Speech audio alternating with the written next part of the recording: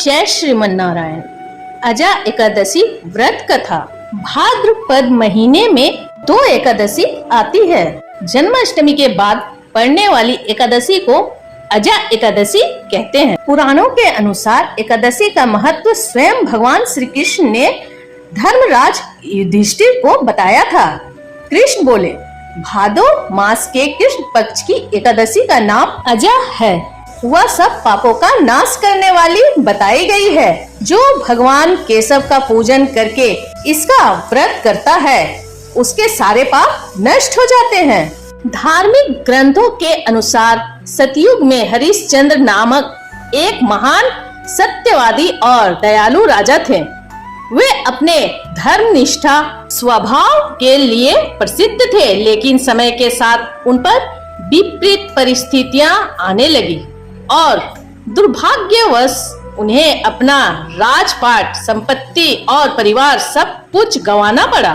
हालात इतने बिगड़े कि उन्हें एक चांडाल के घर दास का जीवन व्यतीत करना पड़ा।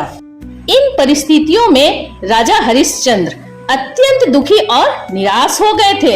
एक दिन जब वे शोक में बैठे थे, तभी वहां से गौतम ऋषि गुजरे। ऋषि ने राजा की व्याकुलता देखकर कारण पूछा।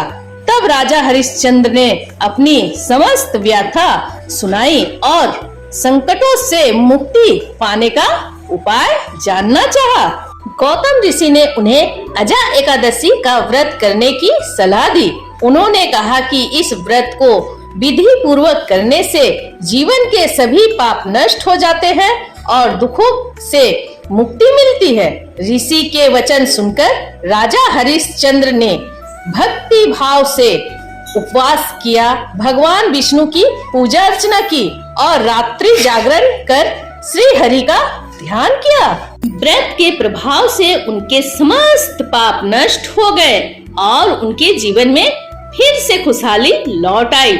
उन्हें अपना राज्य, परिवार और सम्मान पुनः प्राप्त हो गया। मृत्यु के पश्चात राजा हरिश्चंद्र को वैकुंठ धाम की प्राप्ति हुई। इस प्रकार अजा एकादशी का व्रत आत्मिक शांति, धार्मिक पुण्य और ईश्वर की कृपा प्राप्त करने के लिए सर्वोत्तम माना जाता है। अजा एकादशी की आप सभी भक्तों को हार्दिक शुभकामनाएं। जय श्रीमन नारायण।